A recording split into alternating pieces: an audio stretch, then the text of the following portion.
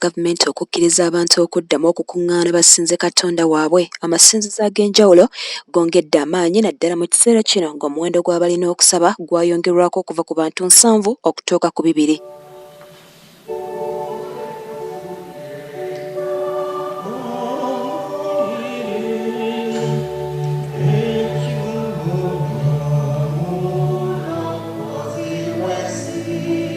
Kanisa ya Katwe Matters Church okusaba kukulembeddwamu omulabirizi wa St. Mark Church Kibuye nga ye Ronnie Ntale. Erinnya lya Mukama lyebazibwe.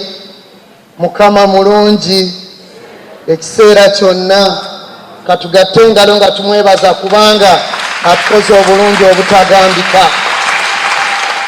Akubiriza abantu okwagala ate n'okusiima abo ababa babakoledde ebirungi nga Katonda yalina okukulembera.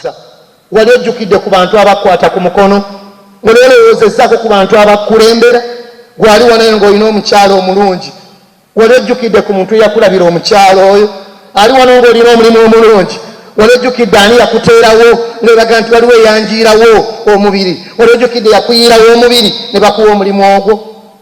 Fe abaana ba Katonda abali wano eno, njagala mulowooze okuva mu mwezi gw'okusatu ebintu bino ebya COVID we byatandikira, makanisa ne gaggalwa n'ebirala, abantu abamu ne bayimirizibwa ku mirimu, n'olwaleero tebabakubiranga masimu timukomewo ku mulimu.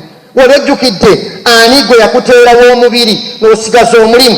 Gatta ebinywa okubire Katonda, kubanga abadde Katonda akutudde gy'oli.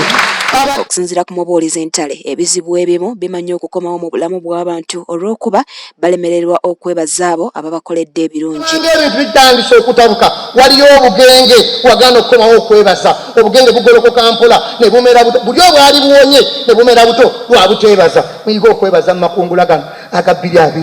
Halo gye muli, Kama yeebazibwe. Zabbuli 17 yosooka za Dawudi awalaga nti mwebazenga Mukama kubanga okusaasira kwe kubeerera emirembe gyonna. Era onyirogane lugamba nti singa abantu bategedde Mukama bani